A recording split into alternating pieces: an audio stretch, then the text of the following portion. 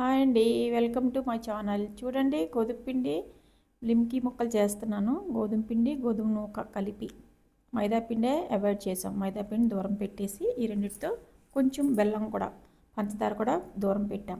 పంచదార కూడా వేసుకోకూడదు. అలా గోధుమ పిండి గోధుమ నూక కలిపింది అలా ఉండవ్వాలండి. నెయ్యి వేసి కొంచెం కలుపుతాం కదా, వేడి వేడి నెయ్యి వేసి కలిపితే అలా నొక్కితే కొంచెం ఉండలా రావాలి. ఇలా నొక్కితే ఉండలా వస్తే చెక్కలు అది తినడానికి బాగుంటాయి. బెల్లం వేస్తే, పంచదార కాకుండా బెల్లం వేసుకో. బెల్లం కొంచెం మరగబెట్టాలండి కోరేసి.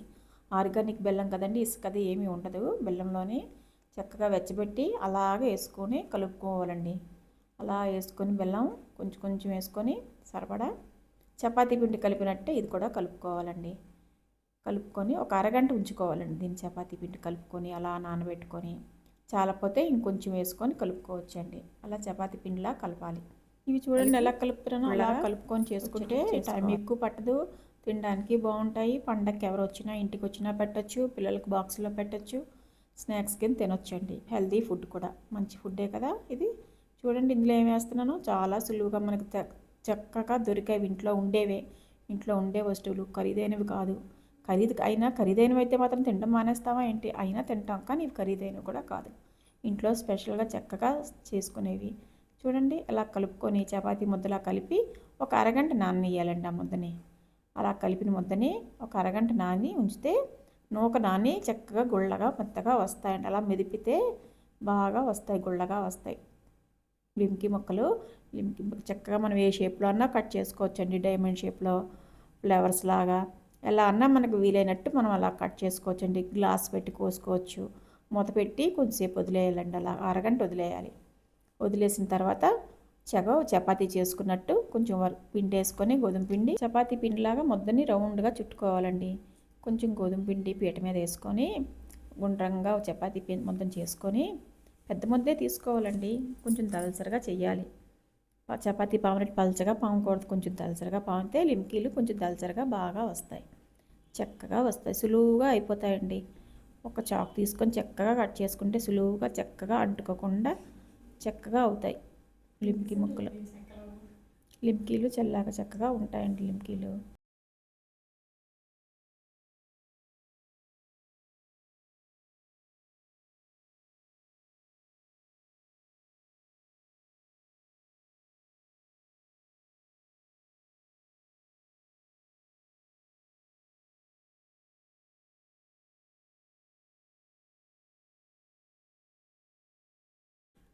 అలా చపాతీలాగా చాకుతోని ముక్కలు కోసుకోవాలి.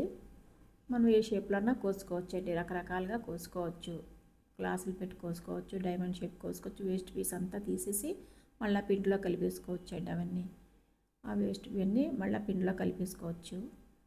చాకుతో కోసుకొని చక్కగా నూనెలో వేసి వేపుకోవాలండి. అలా మా అమ్మ మాకు ఎన్నో చేసి పెట్టేదండి. మేము చాలామంది ఉండేవాళ్ళం. మా ఇంటికి చుట్టాలు ఎక్కువ మంది వచ్చేవారు. మా అమ్మ విసుక్కోకుండా, అలసిపోకుండా చాలా చేసేది. ఇప్పుడు మేము పావు కేజీ చేయడమే కష్టమైపోతుంది. పావు కేజీ చేయడమే కష్టం అనిపిస్తుంది మనకి. ఎలా అన్నా చేసుకోవచ్చండి. స్పోర్క్తోని అలా పెట్టుకోవచ్చు, డిజైన్స్ లాగా. నచ్చపోతే ప్లెయిన్గా ఉంచుకోవచ్చు, ఏదన్నా చేసుకోవచ్చు.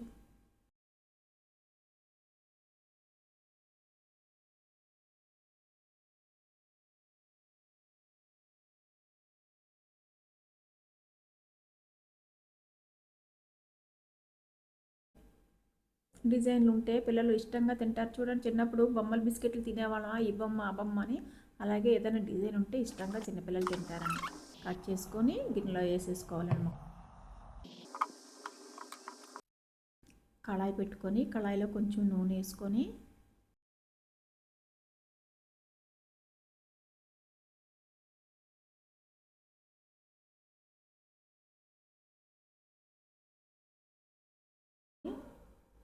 నూనెలో వేసుకోవచ్చు. ఎక్కువే వేసుకోవచ్చు. సిమ్లో వేగాలండి, లేకపోతే ఎర్రగా మాడిపోతాయి. సిమ్లో వేయకపోతే చక్కగా ఎగుతాయి ఎర్రగా. మరీ అంత ఎర్రగా కాకుండా కొంచెం తెల్లగా సిమ్లో అయితే బాగా ఎగుతాయి, గుళ్ళగా వస్తాయి, బాగుంటాయి తినడానికి.